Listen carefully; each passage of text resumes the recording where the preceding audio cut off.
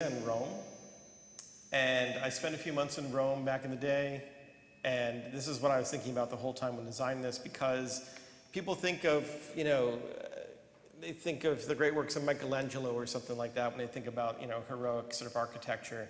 And to me, there's a certain heroism in these early Catholic churches, sort of Romanesque, not classical at all. And I think that's an important point because this really is meant to harken back, not so much to like modern architecture, but more to like the more basic kind of Romanesque early church, much simpler, more grounded, but also within Rome, you can see the very park-like setting that it's in. And I think that's important too. So while we don't literally ape the forms of that thing, the forms are generated from other things. That's really what we're thinking about when we place this building here in the field. Yes, there's going to be more parking and things like that, but in terms of concept, it is kind of a greenfield site that we think about this rising out of, up of. So this is another example of another work outside of Rome, San Paolo Fuori la Mura. And there's two things about this. One, this is the inspiration for what we call the narthex, because the narthex is basically a portico or a place that welcomes visitors. It's a little distinct from a vestibule, but serves a similar kind of function in ecclesiastical architecture, and specifically in Christian architecture, I should say, I guess more generally, but certainly Catholic. And you'll notice also that it's what I call a locally symmetrical composition. The entrance is symmetrical, the tower is symmetrical, there are symmetrical elements, but it's not totally symmetrical because it's not St. Peter's, it's not meant to be sort of the center axis of all of Christianity. It's meant to sort of be a little more humble than that in how it's disposed. So our building does something similar. You have sort of symmetries here. You'll walk around the building and find other cases of that. The windows here, out there, the Palladian window, things like that that are locally symmetrical, but they're not necessarily sort of symmetrical from all angles all the time. And that's really just to break down the conception of this building to be a little more humble, to think it's not necessarily the center of the universe, basically, but still respectful of that traditional composition. You can tell where the roof form came from. Obviously, we're not the Sisters of Charity. We're not trying to be, but we wanted to make sure that, and this is something early on, you'll remember that there's one thing I was going to hang my hat on that I was going to down that hill for, and that was to make sure that we had this profile, because I just drove past a school where it's a big arc. And every time we did something that just felt like a big arc, it felt like a school. And at one time it was blue, and then it really felt like school. But this is really meant to hearken just to the mother and to that idea of the Hobbit. And what we use that for, obviously, is not just to create shelter, but also to raise that roof to bring in light underneath that. The last thing I want to quickly touch on is the materiality of this building. We wanted to make sure that it had traditional materials, but that it was used in a very sort of, I'll say unconventional way. Just in the sense that I didn't want it to feel like, as a place of worship, as your community church, it wasn't going to be the same kind of stone and brick that you saw everywhere else. So we had a custom blend of this thing. The other point of this is that those are the slums of Mumbai on the right, or on the left, I should say.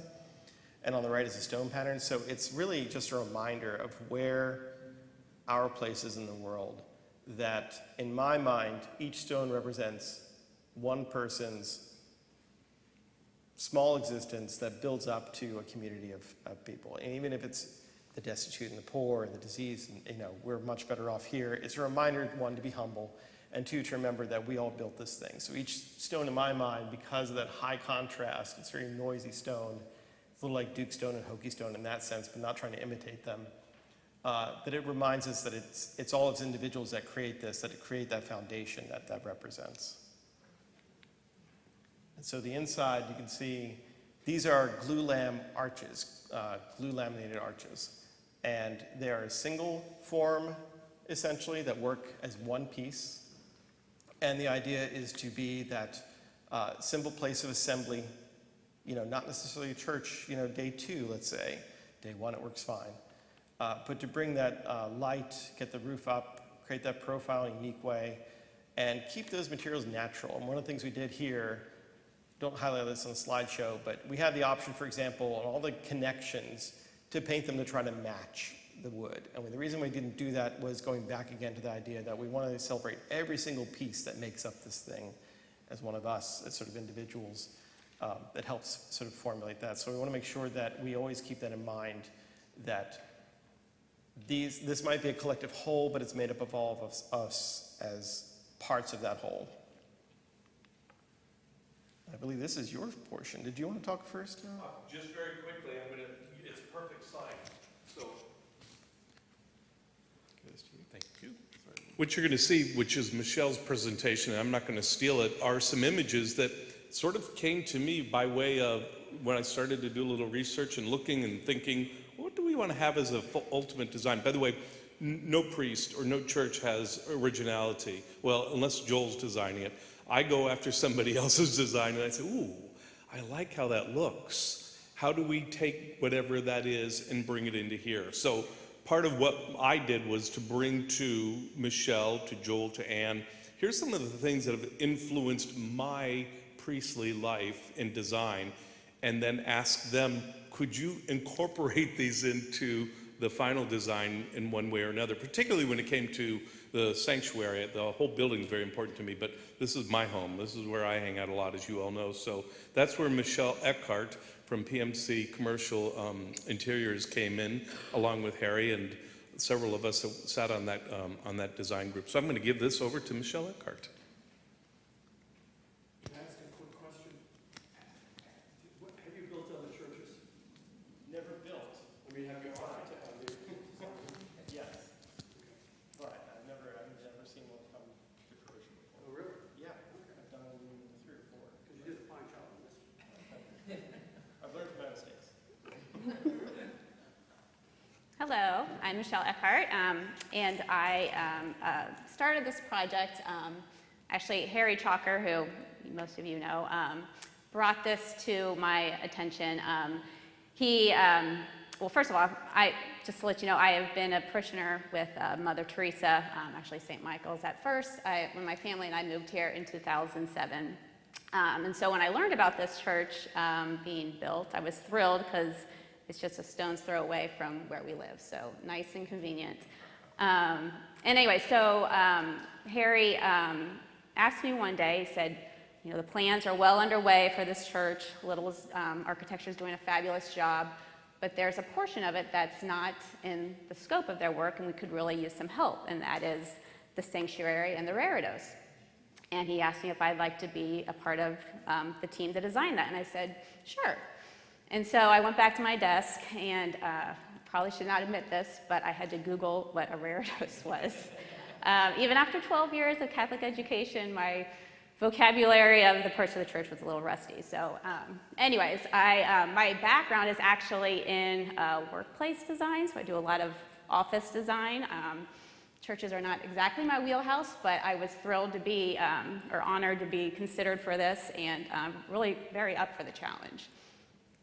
So I want to say, had our first meeting, myself with Father Dan, Harry, and Jeff, I think it was like October of 2020, I want to say. And fortunately, Father Dan came very well prepared, and he had plenty of images and then a lot of just talking through things, storytelling, really how he wanted this space, the sanctuary, to look and how it should feel. So these are 2 images that he brought the first day. We had a lot of discussion about this, and really throughout the brainstorming session that we had, there were 3 main things that really drove the design of the sanctuary. The first one being this element, this Gothic element to the design. Father Dan really wanted to kind of give a nod to the traditional Gothic cathedral feel, the arches that raise to heaven, that kind of majestic feel. So obviously we can't just place a very ornate Gothic, traditional Gothic arches into a more modern design. So it was up to me to kind of translate what that Gothic feel would be. The second thing is the features, the elements that we wanted to be showcased on the reredos. And that was the crucifix, and then a picture or a painting of the Blessed Mother and of Mother Teresa. So those lent very well to the design of having 3 arches. Whoops, backwards. And then the last thing was the detailing that was involved primarily in the Reredos design. And this image Father Dan brought, it was an artisan that he had found. And just the detailing of the arches, kind of that simplicity, that almost subtle ornateness of it, was something we all kind of loved and were very much drawn to it. And so that kind of became the trademark of a lot of the lines and the arches that you see in the design. Not only do you see it up on the Reredos and also in the furnishings, but it's also out in the columbarium, the design of the arches. So again, that design became that trademark that you see throughout the church. So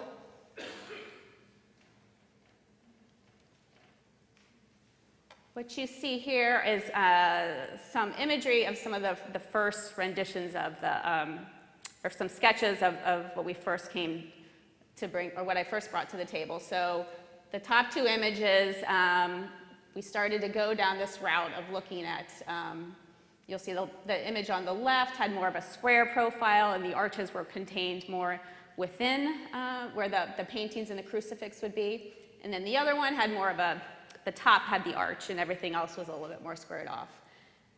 We started to go down the route of doing the squared one, and you'll see some of the color renditions down there. There's some color studies to understand the contrast, what the materiality would be. And I think when we all saw these, we started to think, it's not quite as majestic as we wanted it to be. That Gothic feel is kind of lost. So we went back to the second sketch and really started to develop that a little bit more. And so after tweaking here and there, and actually we got some help from Little, they took another look at it and helped us finesse it a little bit more. This is where we landed. And you'll actually see there's a little bit of a miss with the, I don't know if you can tell, but the top 2 arches up there were actually supposed to be see-through, supposed to see through it. We all kind of, the mill worker missed it, we kind of missed it when it was here, but anyways, it's still very successful, I believe. And again, kind of looking at all the materiality too, we did a lot of the color studies to understand what the colors should be, and I think we landed on the idea of it having the white and the dark, really just because of that contrast. We thought it was really, just would really also contrast with the other woods you see in this space.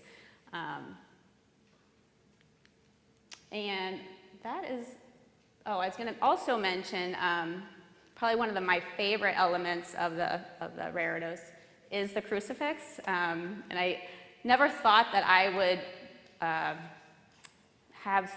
spend so much time studying the crucifix and the corpse and the form and the expressions and the silhouettes, but I think we did a really good job with it. I love even just the simple element of the bronze and how that all comes together with everything else. And also choosing the cross color.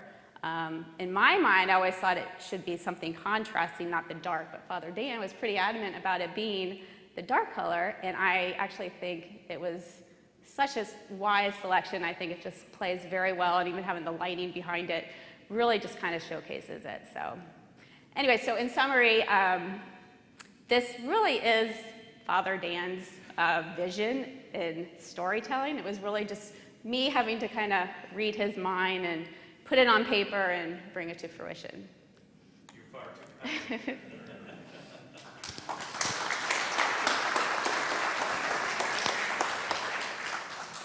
Yeah, I wanted to build Disneyland, and Michelle said, well, let's start with a theme park first. That might be a little easier. So to those several points, the corpus is from Italy. There's a family of wood carvers there that have been for hundreds of years doing these wood carvings, and it gets passed on from one generation to the next. I'd seen, as you all have seen, far too many catalog corpuses on crosses, and I'm not busting on those. They're lovely, but it had to be something unique to us, right? So that's how we landed up on that through Annie Dixon's studios in Stanton, Virginia, who were just marvelous in helping us to go through all the pages of catalogs and say, here's probably what you all are looking for. The other influence, quick thing before we get to the video of the artist, was the design on the altar. All of us have seen altars throughout the world. We've gone to these beautiful places, and I remember very well going into St. Peter's in Rome. And as you're walking up the main aisle of the church, on the right is John the 23rd, who they brought him up from he was down in the basement, and they brought him upstairs, and they put him at an altar on the side, because clearly everybody was recognizing how important this man's influence was on the Vatican documents, Vatican councils. So he made it upstairs. And instead of just putting a little shrine over there to the side, which is what they do for most of the popes, they actually created an altar for him, and it was an open in the bottom of the altar, so you could actually see inside the altar. I found myself like a kid going over there just going, wow, that's really cool. And it just dawned on me then, we tell people there's these relics in the altar, but where are they, Father? Well, they're in there. Just trust me. Well, sometimes I don't trust you. Where are they?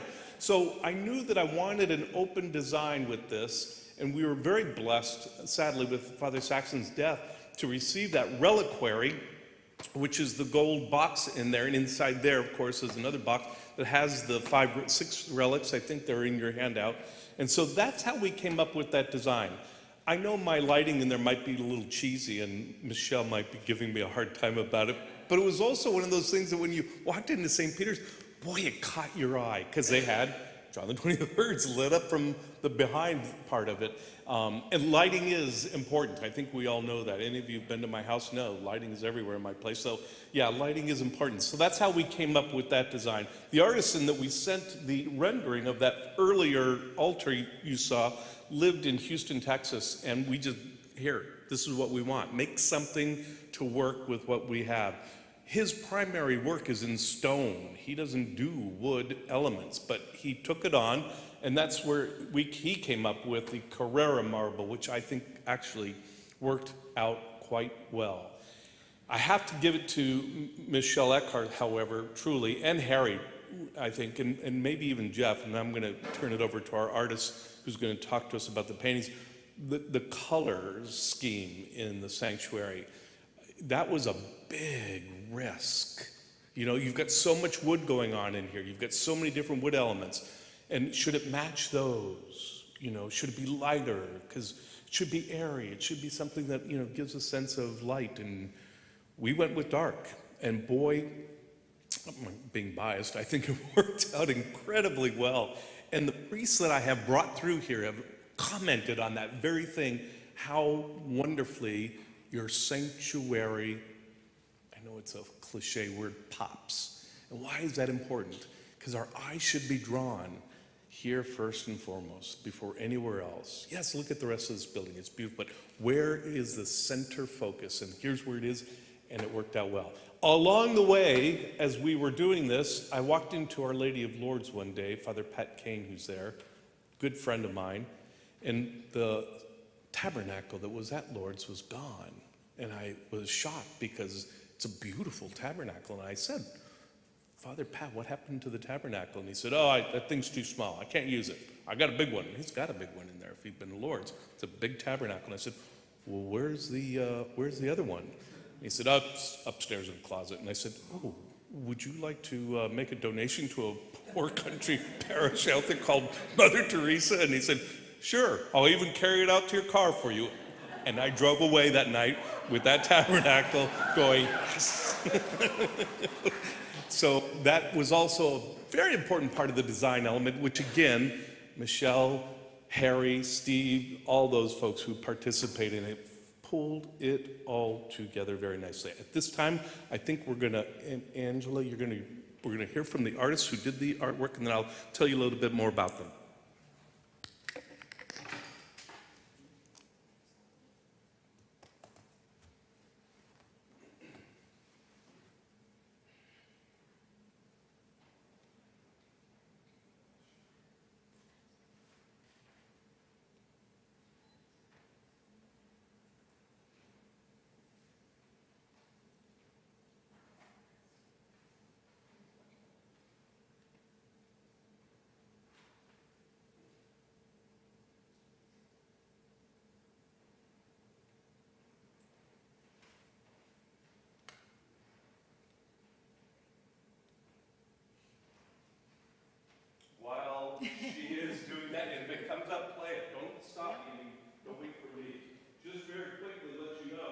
So everybody keeps asking, what's the two symbols at the top of Mother Teresa? What are the two symbols at the top of the Blessed Mother? On the Blessed Mother, the one on the left in the red is the diocesan coat of arms. One of our seminarians was here. He's left. He had to go home. But he was here tonight for Mass, and he's wearing a shirt with that diocesan coat of arms. Each diocese has one of those, and it's kind of like your trademark. And we all know what our trademark is, and Joel made reference to that with the roof design. So that's on the left for the diocese. And the other one is the Blessed Mother's trademark. That's what the church gave, and it's the Mary, obviously, with the cross that's pierced her heart. And so that's, if you follow those things, one of those symbols that just stays with the Blessed Mother wherever you see her. On the right, the Mother Teresa one, of course, the one on the left is our trademark. And that was done for us by one of our parishioners. Actually, she's from St. Michael's, but I think we keep trying to get her over here. One of these days we will. And the other one on the far right is the Mother Teresa community, the sisters. That's their symbol on the right. So when the artist kind of gave this back to me, we didn't have those on there. And they looked fine without them. I mean, they really did. But then you want to tell a story through art, right? You want people to know a little bit more about these two people and, of course, what is connected to church. So that's when we decided, the trademarks really should and could and would, and they did, I think, go wonderfully up there. So we sent back a second rendering, and he put them up there, and that's when we got those back. So that's the explanation to those two trademarks that are in there. Again, you have all now in your handout all the relics that are in the reliquary. And any luck? Should I continue? Yes. So Neilson Carlin, he is the artist that you're going to hear from whenever we get that up and going. Neilson Carlin is an artist up in the Philadelphia area. I am a sucker, if ever there was one. I'm just brand spanking new ordained, and somebody says, "Oh, Father, you really should get on LinkedIn." Anybody know what LinkedIn is? Yeah, you should get on LinkedIn. Why? Well, everybody is on LinkedIn, and you'll get to network and meet people, and you can really be an influencer and a changer. I just want to take care of my parish. If I can get that much done, I'll be happy. I signed up for LinkedIn. It's like Facebook. It's like professional Facebook. And on those slow, boring days, and I have a few from time to time, you sit down and you start just parading through the various people that you've agreed to friend, right? So here comes Niels, and he's friending me, and so I said yes. And then it takes you right to his site, and you can start sort of watch what it is that he does. He's an artist. And he has these time-lapse pieces that he's doing on there, and I'm watching these things. I wasn't even near you all. You weren't even on my radar screen when this was going on. I was down at the beach somewhere. And I thought to myself, someday God's going to give me the opportunity to do something beautiful interiorly for a church, and wouldn't this be a nice connection to have? So I kept up with him through the years. And I would give him an attaboy, I'd give him a like, I'd give him a heart, whatever it is you're supposed to give him those things. And we just sort of had this virtual friendship going on for a good period of time. And then, boom, here I land here with you all. And I said, I know just the artist to contact. And there are some local artists who I would have loved to have worked with. In fact, I reached out to them and invited them. And when they told me what the prices would be that they would likely be looking for, I said, I'm going to look elsewhere. And that's how I ended up with Neilson Carlin. So we had a wonderful, we're good? We're ready? All right, I'm going to shut up because I think we'd rather hear from him than me. Good evening, everyone. My name is Neilson Carlin. I'm the artist that did the pieces of the Blessed Virgin Mary and St. Teresa Chapel. Father Daniel asked me to just give you a few words on the thought process behind the pieces. Please excuse my appearance. You're getting Neil in the studio in the raw. Just taking a moment away from some projects I'm currently working on. With each commission, it's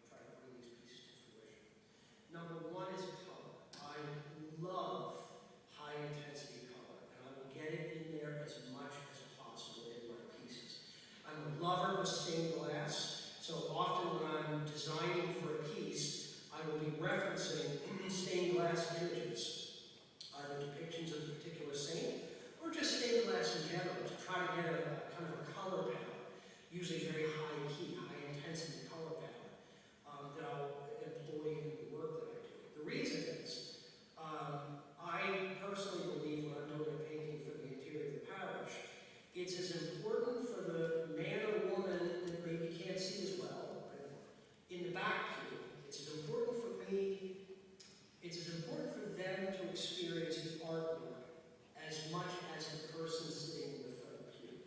So if I get too subtle with the colors, people in the back are not able to see as well or enjoy the artwork or experience the artwork as much as people in the front pew. It's no different than if the choir is singing too low or if the lector isn't speaking in the microphone, the people at the back can't enjoy the experience or participate, I should say, in the Mass as much as people in the front.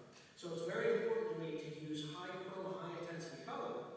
So regardless of where you are in the parish, you can participate with the artwork wherever you are.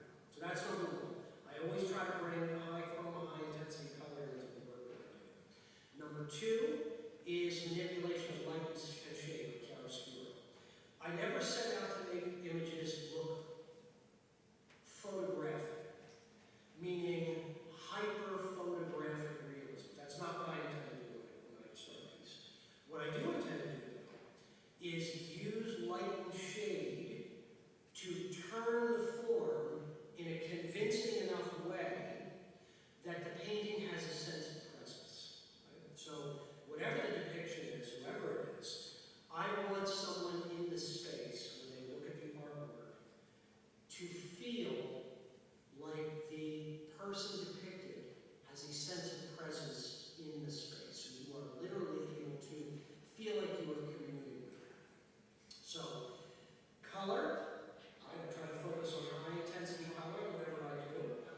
One. Number two, manipulation of light and shade. Really work on turning the form of the painting so that although it's not necessarily photographic, in some situations when I'm dealing with the same, that there are no photographic depictions, then I have to pull a model in, I will make a costume of a model, I will light the model, but I might be drawing from images from art history of what the saint, how the saint has been depicted. So I might not be working from a single photograph, but I want the depiction to have that sense of presence. Really model the form. Work on the light and shade to make sure that the figure has weight and presence in the frame. So as I said, my goal number one is to meet the vision of the client in terms of the subject matter, but to do that, I bring in my particular sense of color and light and shade to carry that off. So that's it. I take the opportunity then to thank Father Daniel, thank the entire parish for bringing me into the project. It's always an honor to use my talents to serve my brothers and sisters in Christ. With that said, have a great day.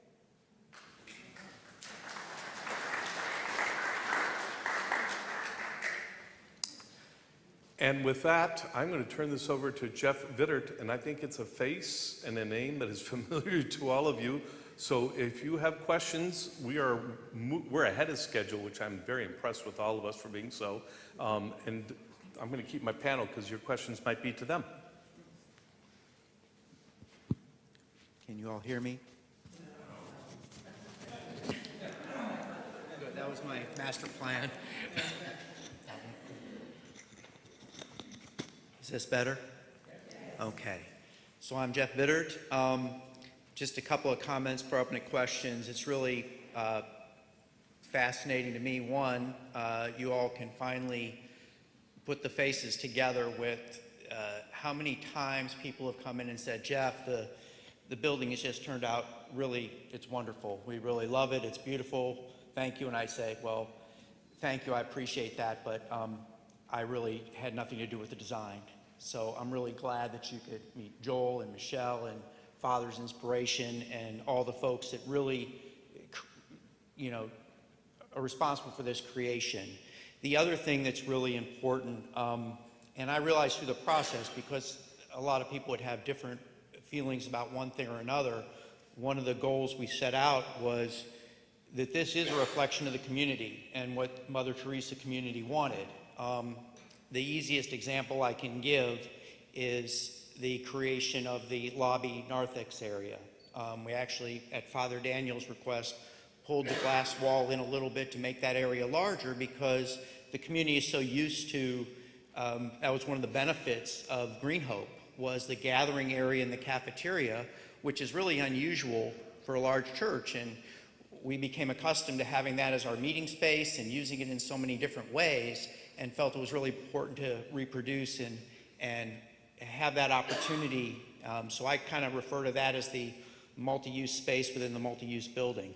But things like that that are really, and it shouldn't be lost, it's a reflection of the community and what so many people were looking for, which I think is helpful and why it's become, it feels like such a nice fit, and it's a very warm space. The clear story glass, which Father Daniel wanted to implement through, that was also a function of the cafeteria space at Green Hope for the natural lighting and all. So with that said, thank you to Joel and Michelle and Father. And I just also mention that through this whole process, as you know, Father Daniel is a full-time job. And this has been, I've been at this quite a while with Father and Michelle and Angela, and they're very busy. But all along the way, you know, taking this on for them was a lot of responsibility for me, but for them as well. And it was very, they were extremely helpful, always available, and so many members in the community. Steve has mentioned, and I would reach out to different people. There's a lot of support along the way, and very appreciative of that. With that said, I would just see if there's any questions. I will pass the baton if it's design related, if it's why things are the way they are. There's pretty much a reason for everything that you've had questions about. How did that happen? We'll do the best we can. Yes, sir. Yeah, this is for Michelle and Joel. You mentioned you used the Gothic thing there. Do you realize that's the same as this, that it's a sorry? Well, Can you repeat the question? The arches. I'm going to have to repeat Read those. that the, Three lines, the top one being line, which is the same as the stripes on the missionary's sari, which is what the design of the roof is. Was that intentional, or was that just a? did everybody hear that? Okay. The question, if I've got is both the three Gothic arches are reminiscent of the Mother Teresa's sari with the three stripes, as well as it's also reminiscent of the arch design, radius design of the ceiling structure. And was that intentional? We just got, let me say. Yes. Yes.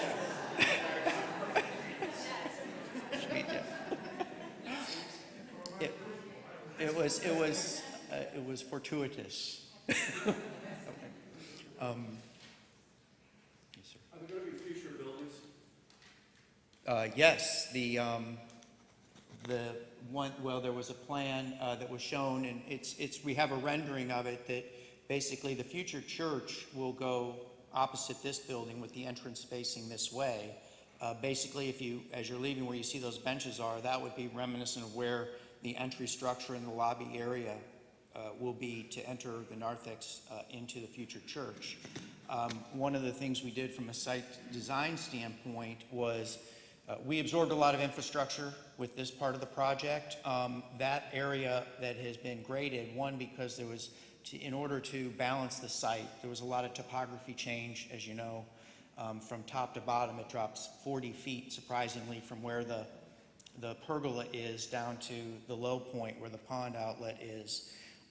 So in balancing, but we were able to create that area which is designed for the future church, as well as 2 additional parking lots, parking fields. So we can more seamlessly shift into that. The timing of that is to be determined, and my father, I was a little disheartened to hear that when Joel said we're halfway. Oh. Yes. Any more questions? No one wants to know why the pond is so big? I hear about it all the time. Wise behind. So we can, if God gets mad, we can build our ark. We can take this and we can water test it and launch it, and we know we'll be good. Yes. I have two questions. My first question is, what's up there? Like, is that walkable? And my second question is, will all of this go into the new church? The first question is, it is walkable, but only for maintenance reasons, because, and I told Angela and Michelle, I knew they were going to want to start putting Christmas trees and stuff up there. There's no electricity up there intentionally, so we can't do that. But it is, on that side, it is has a top, so that if we need to clean the windows or do something up in that area, we can. Same with above where the exit sign is, that area as well. And both sides of this have air conditioning ducts that will hide them in there. And they also serve as what we call a light shelf or a sunscreen. This is south, so if light comes in here, it could block the light from reaching this area most of the time. We couldn't do it all the time because that roof extension in this thing would get really deep. There's time of the year like in winter. But that's the intention, is that for the most part, most of the times, it blocks that from coming in or anything hot spots on the floor. And in answer to the second question, an excellent one, I wanted the whole sanctuary space to be constructed in such a manner, and Michelle, you may remember this, that it could be actually deconstructed and then carried over to the new building and then restructured in there for the new building. And Harry Chalker, a man of great wisdom, who didn't have much to say at most of those meetings, said, let's not let the features of this building dictate what we will do in that building. And those were very wise words. Will this make it over there? Parts of it will. Will it maybe move into a daily mass chapel? Probably. I mean, they certainly aren't going to get chunked, obviously, but to allow precisely what Joel and Michelle did, the freedom to build what we need over there, rather than saying, this will now dictate what's going to happen over there, we decided, no, let's not do that. And that's how we were actually able to, I think, more simplify the design and less complicated that would have to be dismantled and remantled. So great question. You have the statues of Mary and Joseph. Are they on board? No. Are the statues of the Blessed Mother and St. Joseph, which, by the way, are due to go up on those stands where the flowers are. That's why those are so substantial. Are they on order? No. And it's the same reason why it took forever to find these and get these. You just gotta, you look until you find the person that does it. There's a lot of catalog ones out there.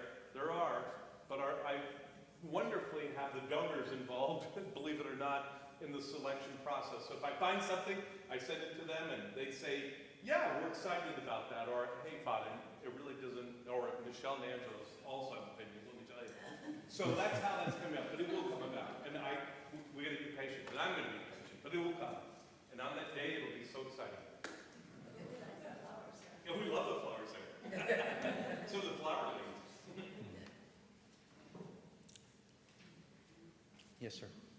When the new sanctuary does get built, what will become of this space? What will it be used for? Me? Yeah. What do we build this for? Great question. It is a great question. Obviously, this will continue to be the administrative offices and meeting space. I think this space can be used for many purposes. It will become, for wedding receptions, if we'd like to move over. We also, in kind of keeping with the design, as Father said, we can't necessarily remove all this, but it would really serve as a nice backdrop. This could be, this stage can stay in position or could be repositioned. However, it's really up to the community and how we would effectuate it. It will not become a basketball gym.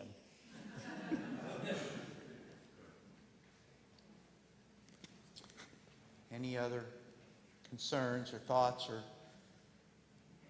Jeff, I think her father, either Michelle or Angela, what is the growth been since we opened it in December till current? And is there a projected growth that anyone is looking at? Angela's on her phone looking at it.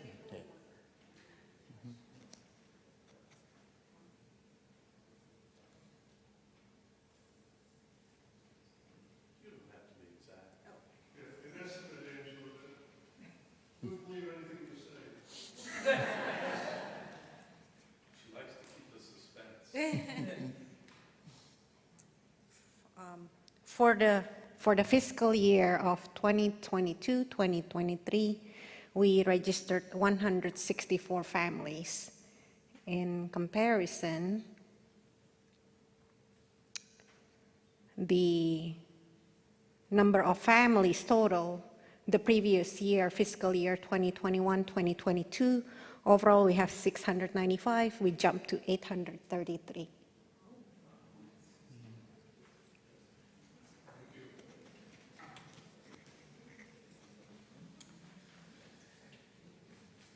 Anything else? We're good.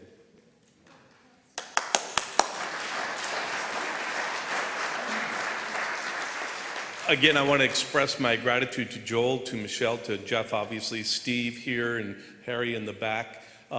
This was an idea that came by way of so many of the questions that came to me, and I always felt like I was ripping everybody off by trying to answer them, sometimes not really answering them well, to not give credit where credit was due.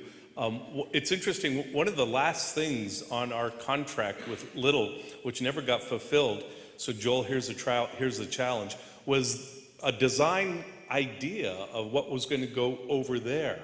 So at some point, we're going to hear again from Joel as we move down that road, because clearly the other question that comes a lot is, hey, Father, when are we going to build the church?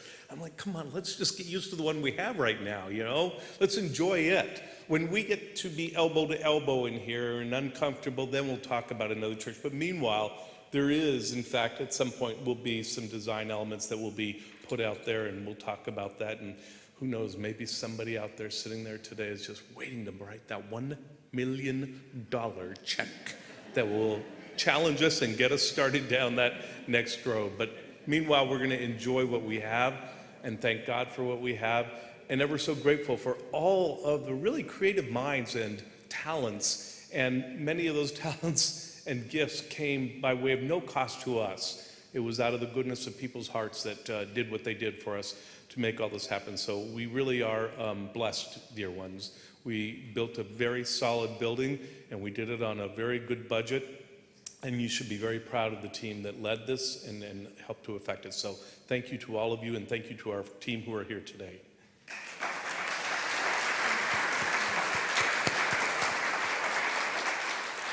Go in peace.